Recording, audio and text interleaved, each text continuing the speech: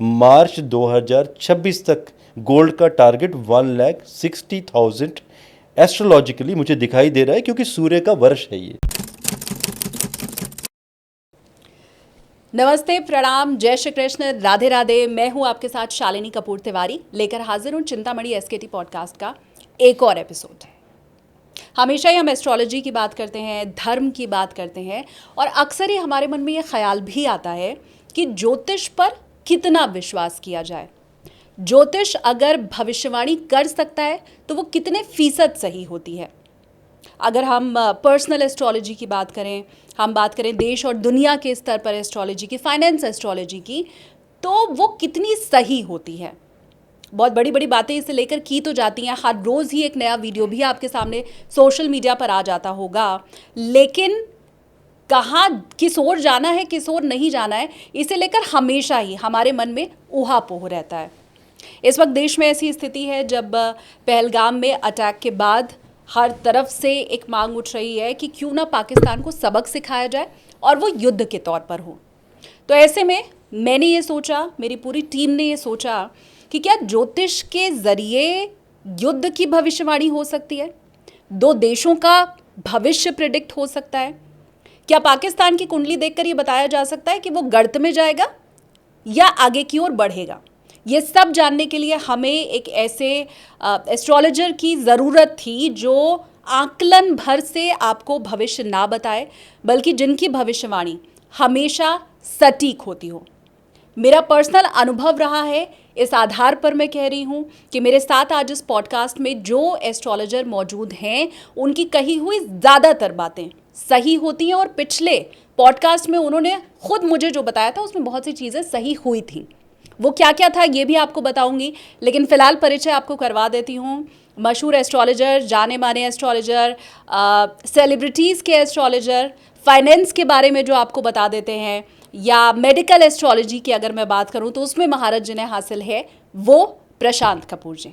बहुत स्वागत है सर आपका। Thank you Shalini, thank you for inviting in your podcast. And viewers, आप लोगों को जय हिंद, वंदे मातरम। क्योंकि पिछली बार आपने ये कहा था कि सोना 1 लाख हो जाएगा। 1 लाख हो भी गया है। आप अभी बात हो रही 1,01,000 समथिंग रुपीज़ ऑलरेडी टच कर चुका है, इंक्लूडिंग जीएसटी। एमसीएक्स में 98,000 टच कर चुका है। तो जो लोग फिजिकल गोल्ड लेते हैं उन्हें तो 3% जीएसटी देना है। तो देखिए 1 लाख पार कर चुका है। और आपकी बात रोकते हुए मैं ये भी बताना चाहूँगा कि मार्च 2026 तक गोल्ड का टारगेट 1,60,000 एस्ट्रोलॉजिकली मुझे दिखाई दे रहा है, क्योंकि सूर्य का वर्ष है ये। राजा सूर्य, मंत्री सूर्य, सूर्य मीन्स कॉमोडिटी की।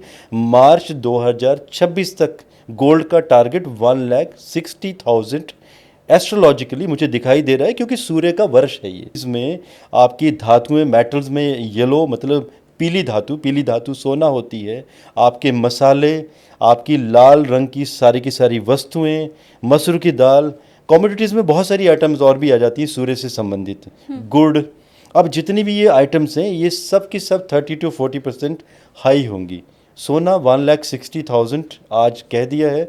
अगले वर्ष में भी शायद हम फिर बैठे होंगे, एक विश्लेषण कर रहे होंगे, तो 1,60,000 के आसपास मार्च 2026 तक पहुंचता हुआ दिखाई दे रहा है। और इसके आगे का टारगेट भी मैंने विश्लेषण किया है, तो उसके बारे में कभी दोबारा डिस्कस करेंगे कि आगे का टारगेट कितना है, लेकिन बड़ा है टारगेट। देखिए, करेक्शंस होते हैं बीच में, वो होते रहेंगे छोटे छोटे, लेकिन टारगेट गोल्ड का बहुत बड़ा चलेगा, क्योंकि आगे युद्ध होंगे। जब युद्ध होंगे तो गोल्ड बढ़ेगा।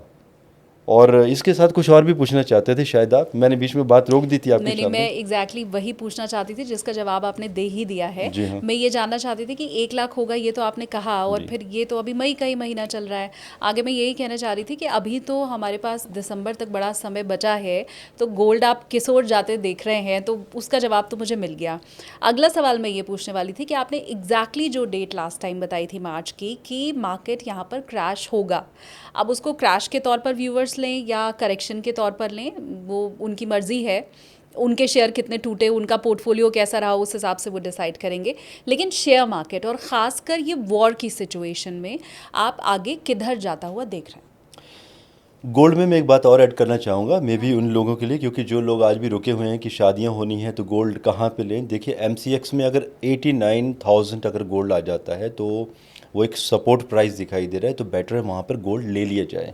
बिकॉज मेरी मीडिया टीम बता रही थी कि ऐसे भी वीडियोस आजकल वायरल हो रहे हैं जिसमें कि ये बताया जा रहा है कि गोल्ड 55,000 आ जाएगा। हाँ 55-57,000 वाले वायरल हैं। हाँ बिल्कुल, बिकॉज शालिनी जी मैं ना तो टीवी देखता हूँ ना तो मैं यूट्यूब देखता हूँ।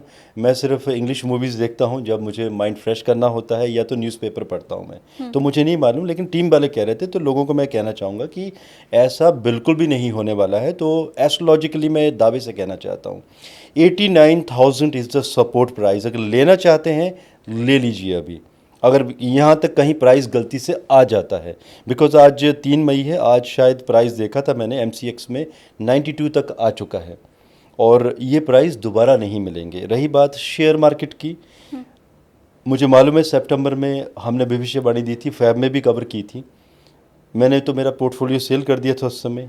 और जितने भी मेरे साथ मेरे क्लाइंट्स जुड़े हुए हैं एस्ट्रोलॉजी के, जो मुझसे विश्लेषण ले रहे हैं कई वर्षों से, पिछले 30 वर्षों से, उनको भी व्हाट्सएप पे मैसेज, यूट्यूब पे मैंने वीडियो भी दिया था सितंबर 2024 में कि market will get crash around 28%। कई लोगों ने पूछा भी था कि 28% तो क्रैश हुई नहीं, 25,000 के आसपास करेक्शन हुआ है। शालिनी, उन लोगों को क्या जिनके पोर्टफोलियो 1 करोड़ के थे और 70 लाख गायब हो चुके हैं, 30 लाख या 25 लाख ही बचे हैं, क्या वो क्रैश से कम है? बिल्कुल। क्योंकि वो पोर्टफोलियो में स्क्रिप्ट उनकी ऐसी थी कि वो शेयर 70-80% करेक्ट हो चुके हैं, कुछ डिफेंस के स्टॉक्स भी ऐसे करेक्ट हुए हैं। तो ये क्रैश से कम थोड़ी नहीं है ये। और ये सिचुएशन आगे और चलेगी। जैसे अभी 15 मई के बाद मार्केट थोड़ी सी करेक्ट होगी।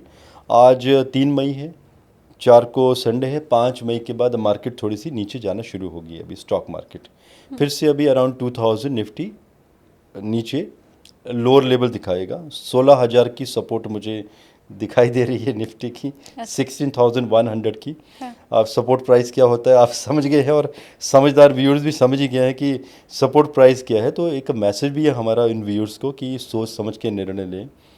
स्टॉक मार्केट में बने रहना है तो या तो अगर पेशेंस है, एक्सपीरियंस है, तभी रहें। लोगों की बातों में ना आए कि किसी पड़ोसी ने कहा कि उसने गाड़ी ले ली है, BMW या ऑडी ले ली है और स्टॉक मार्केट से पैसे कमाए हैं, सबको नहीं मिलेंगे। क्योंकि उसके लिए आपकी कुंडली में भी वो प्लानिटरी कॉम्बिनेशंस होने चाहिए। क्योंकि मेरे पास भी कई बार लोग विश्लेषण के लिए आते हैं, कुंडली में अगर कॉम्बिनेशन हो ही ना, तो इससे पहले कि हम कंसल्टेशन दें, मैं ऐसे लोगों को रिफ़ंड ही करवा देता हूँ जो बड़ी उम्मीद के साथ आते हैं। पता होता है कि वो ये जो नेटिव है, जो जातक है, क्लाइंट कह लीजिए, वो जान खाएगा बाद में। तो इससे तो बेटर है कि एक 30 सेकंड विश्लेषण के बाद आई टेल माई टीम कि इस व्यक्ति को इसकी फ़ीस रिफ़ंड कर दी जाए, इसको स्टॉक मार्केट में कुछ नहीं मिलने वाला है, उल्टा ये जातक हमारी जान खाएगा। हाँ, जिसकी कुंडली में दम कम होता है उन्हें मैं प्रॉपर विश्लेषण देता हूँ, पेनी स्टॉक्स के मतलब कौन सी कंपनीज के लेने हैं, या कौन से PSUs लेने हैं, कौन से डिफेंस के स्टॉक्स लेने हैं, किस इंफ्रास्ट्रक्चर में किन कंपनीज के स्टॉक्स लेने हैं, मैं सबके सब गाइडलाइंस देता हूँ कुंडली के बेस के ऊपर। अच्छा। लेकिन उन्हीं व्यक्तियों को जिनकी कुंडली में ये दिखाई देता है कि उन्हें बेनिफिट्स मिलेंगे, सबको नहीं।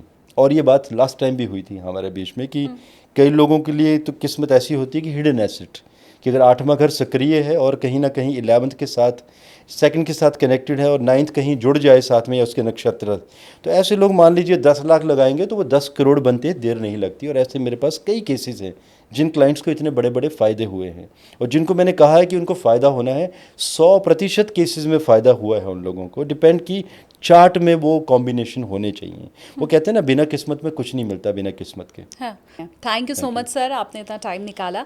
मैं व्यूवर्स को भी ये कहूँगी कि जैसे पिछली बार आपने बहुत सारा कमेंट किया था, चाहे वो सही गलत, प्रशांत जी को प्यार देने वाला या उनके ऊपर सवालिया निशान खड़ा करने वाला, तो वो आप इस बार भी कमेंट सेक्शन ऑन है, आप कर सकते हैं, ताकि अगला पॉडकास्ट जब हम करें तो उनसे वो सवाल पूछ सकें। जैसे मैंने आज कहा कि भाई लोग तो कह रहे थे आपने सरकार से पैसे लिए हैं, तो आपका वो सही कॉमेंट है, गलत है, जो भी आपके दिल में ख्याल आता है इस पॉडकास्ट को लेकर, वो आप हमें कमेंट सेक्शन में ज़रूर बताइए क्या आप सोचते हैं। और कोई सवाल भी अगर है आपका ज्योतिष से जुड़ा हुआ, तो वो भी आप कमेंट में लिखिए। Thank you so much sir. Thank you Shalini ji. And दोस्तों, आप लोगों को जय हिंद, भारत माता की जय।